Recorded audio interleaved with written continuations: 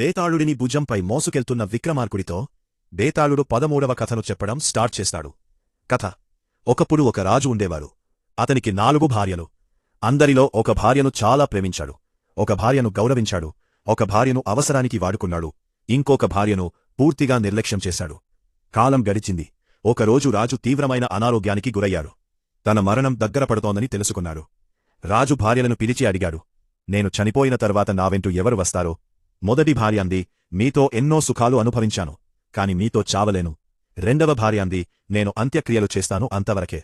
మూడవ భార్య అంది, మీ జ్ఞాపకాల్ని కాపాడుతాను, కాని మీ వెంట రాలేను.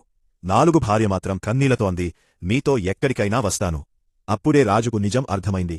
బేతాళుడు అడిగిన ప్రశ్న: ఓ విక్రమార్క, ఈ 4 భార్యలు నిజానికి ఏవేవి సూచిస్తున్నాయి? ధర్మంగా చెప్పు, చెప్పకపోతే నీ తల చీలిపోతుంది.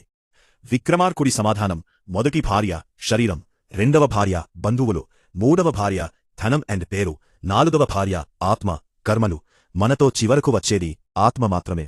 వెంటనే విక్రమార్కుడు సమాధానం చెప్పగానే బేతాళుడు నవ్వుతూ చెట్టుకు ఎగిరిపోతాడు. మళ్ళీ విక్రమార్కుడు బేతాళుడిని తీసుకొచ్చేందుకు బయలుదేరుతాడు.